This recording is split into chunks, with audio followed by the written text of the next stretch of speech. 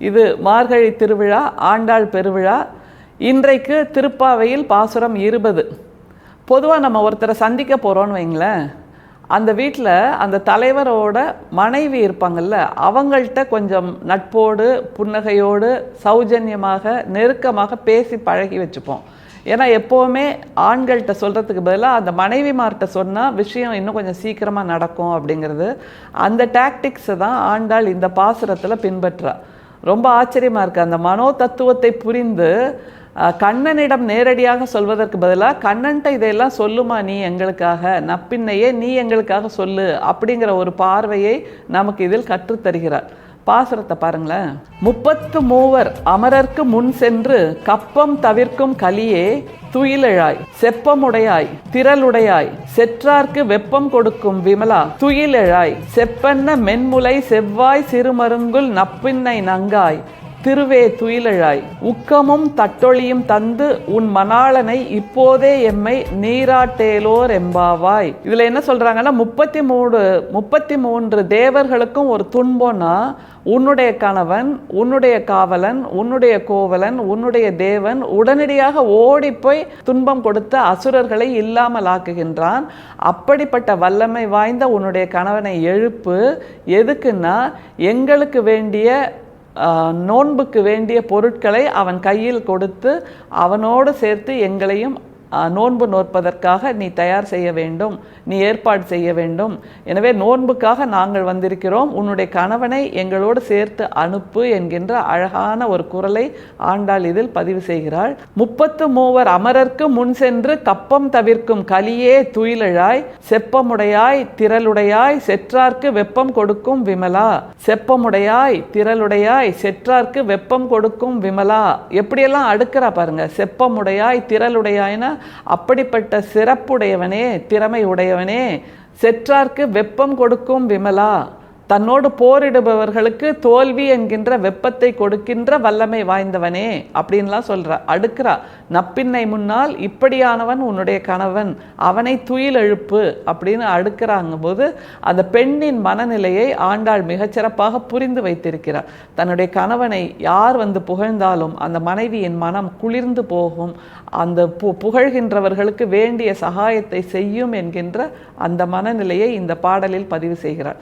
அடுத்து என்ன செய்ய சொல்றா பாருங்க. நப்பின்னை நங்காய் திருவே துயிலெழாய் உக்கமும் தட்டொழியும் தந்து உன் மணாளனை இப்போதே எம்மை நீராட்டேலோர் எம்பாவாய். உக்கம்னா என்னது, தட்டொழினா என்னது? தமிழுக்கு மிக அழகான வார்த்தைகளை கொடையளித்தவள் ஆண்டாள். அப்படியான கொடையாக இந்த 2 வார்த்தைகளும் வந்திருக்கின்றன. உக்கம், தட்டொழி. உக்கம்னா விசிறி. முந்தியெல்லாம் கையில் பெரம்பு விசிறின்னு ஒன்று வச்சுருப்பாங்க கிராமத்துலலாம். ஃபேன்லாம் இப்போ வந்தது, ஏசிலாம் இப்போ வந்தது. ஆனால் முன்பு எல்லார் வீட்டிலும் கையில் வச்சு வீசுகிற அந்த கை விசிறின்னு ஒன்று வச்சுருப்பாங்க. அதுதான் உக்கம். தட்டொழினா என்னது? தட்டொழினா முகம் பார்க்கின்ற கண்ணாடி. ஆண்டாளோட கோயிலில் ஸ்ரீவில்லிபுத்தூரில் போய் பார்த்தீங்கன்னா அவள் முகம் பார்த்த அந்த ஆழிக்கிணறு இன்னமும் அங்கே இருக்கிறது.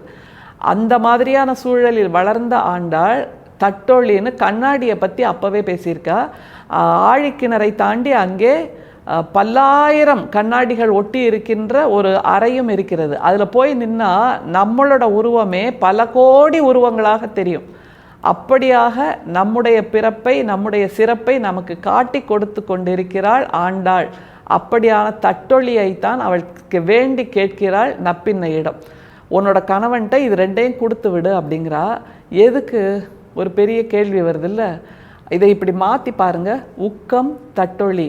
உக்கம்னா விசிறி. எதற்காக விசிறி வேண்டும்? வேர்க்கும் போது விசிறி வேண்டும். அப்படின்னா உழைத்து உழைத்து உழைத்து நம்முடைய வாழ்க்கையின் அர்த்தத்தை தேடி ஓடி ஓடி ஓடி நமக்கு வியர்க்கின்றது. நம்முடைய உழைப்பால், தொடர் முயற்சியால், விடாமுயற்சியால் நமக்கு தோல்விகள் 1000 வந்தாலும் மீண்டு எழுந்து நாம் திரும்பவும் ஓடும்போது நமக்கு வியர்க்கின்றது. அந்த வியர்வையை போக்குகின்ற விசிறி நமக்கு தேவை. எது அந்த விசிறி என்றால் அந்த கண்ணன் என்கின்ற இலக்கு நமக்கு தருகின்ற மகிழ்ச்சி. இலக்கை நோக்கி ஓடும்போது எத்தனை முறை கீழே விழுந்தாலும் எழுந்து நின்று ஓடுறது மகிழ்ச்சி தானே. எனவே அந்த வேர்வையை நாம் பொருட்படுத்தாமல் ஓடிக்கொண்டிருக்கிறோம். அந்த வியர்வைக்கு கொஞ்சம் மருந்தாக அந்த விசிறியை கொடுத்து விடு அப்படின்னு ஆண்டாள் சொல்கிறா. அடுத்து தட்டொழிங்கிறா.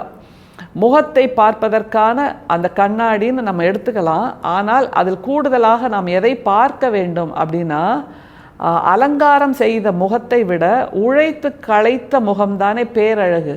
எனவே அந்த முகத்தை நாம் கண்ணாடியில் பார்க்க வேண்டும். நம்முடைய முகம் அலங்காரம் செய்த முகமாக இருப்பதை விட உழைத்து களைத்து அனுபவம் பெற்று அந்த அனுபவத்தால் பொலிகின்ற முகமாக இருந்தால் அதுதான் அந்த கண்ணாடிக்கும் பெருமை, நமக்கும் பெருமை.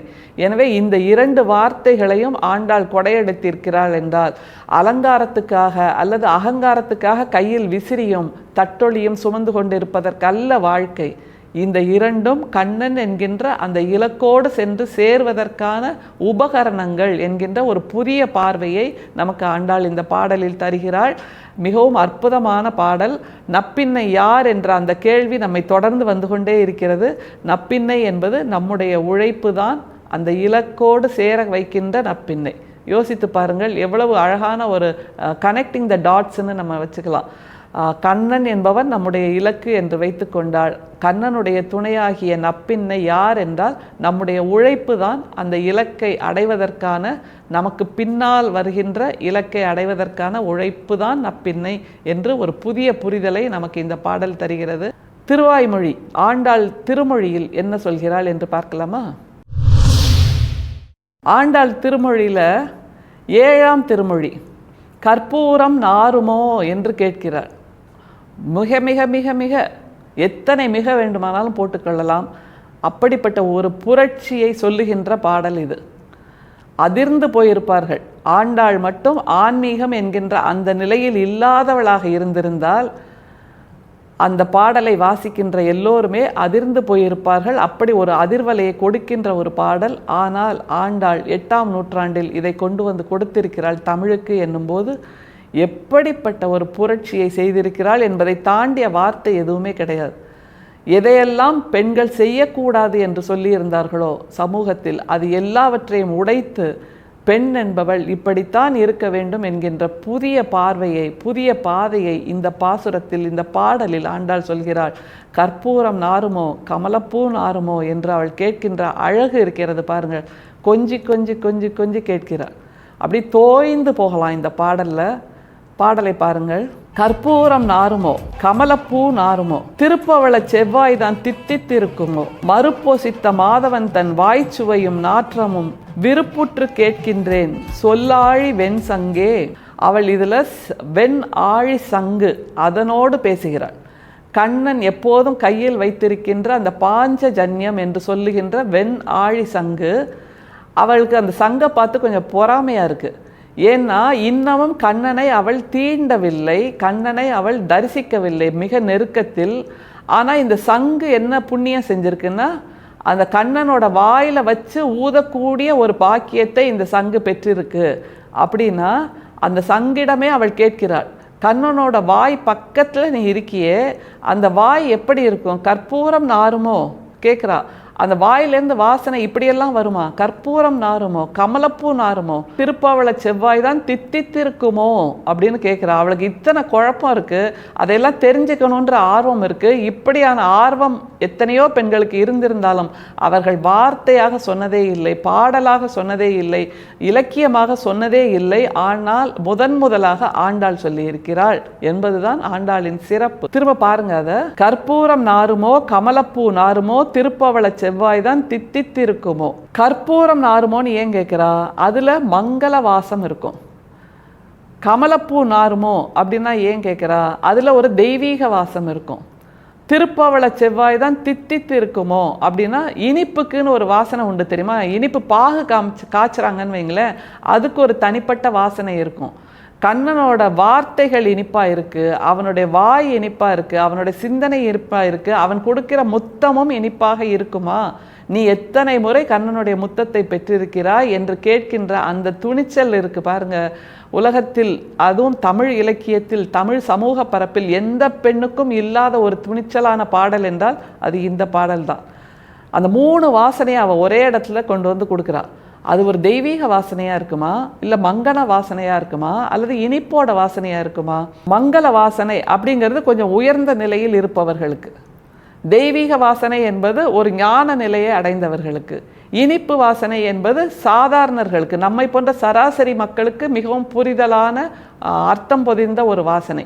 அதனால் 3 விதமான தளங்களிலிருந்தும் அவள் அந்த ஆழிச்சங்கிடம் பேசுகிறாள். மறுப்பொசித்த மாதவன் தன் வாய்ச்சுவையும் நாற்றமும்னு வேற சொல்கிறார். அவனோட எச்சிலோட சுவை எப்படி இருக்கும்னு கேட்குறா பாருங்க. இந்த துணிச்சல், மறுப்பொசித்த மாதவன் தன் வாய்ச்சுவை, அந்த எச்சிலோட சுவை. பிறந்த குழந்தைகள் இருக்குன்னு வைங்களேன், வீட்டில் எல்லா அம்மாவும் பண்ணியிருப்பாங்க இதை. அந்த குழந்தையோட நாக்கோட நாக்கு வச்சு அந்த குழந்தையோட எச்சில் சுவையை ரசிப்பாங்க அம்மாக்கள்லாம். அதனால் அந்த தாய்மை குணம் இருக்கின்ற எல்லோருக்கும் இது நன்றாக தெரிந்த விஷயம். அந்த மாதிரி ஒரு 10 பருவத்து டீனேஜ் கேர்ள் ஆண்டாள். அதனால்தான் திரும்ப திரும்ப எப்பவும் சொல்லுவோம், பெண்கள் எல்லோரும் தாயாகத்தான் பிறக்கிறார்கள். அவர்கள் கருவுற்ற பின்புதான் தாய் என்பது அல்ல.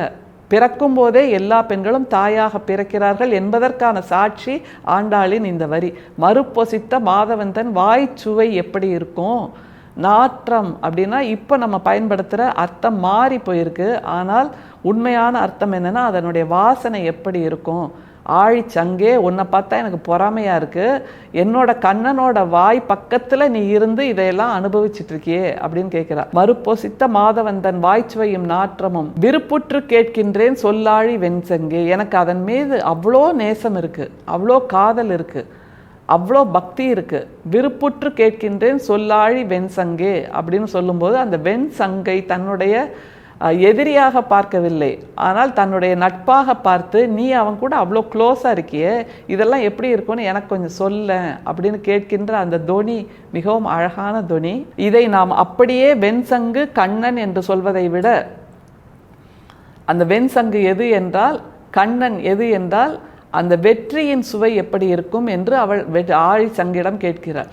கண்ணன் என்கின்ற அந்த வெற்றி, கண்ணன் என்கின்ற அந்த இலக்கு, நம்முடைய வார்த்தைக்கு அர்த்தம் கொடுக்கின்ற அந்த செயல், இதை செஞ்சாதான் எனக்குன்னு ஒரு பெருமை கிடைக்கும், இதை செஞ்சாதான் எனக்குன்னு ஒரு உயர்வு கிடைக்கும்னு நம்ம நினைப்போம்ல. அந்த வெற்றியோட சுவை எப்படி இருக்கும், இனிப்பாக இருக்குமா, தித்திப்பாக இருக்குமா, வாசனையோடு இருக்குமா அப்படின்னு அவள் அந்த ஆழிச்சங்கிடம் கேட்கிறாள் என்று நாம் மாற்றி பார்க்க வேண்டும்.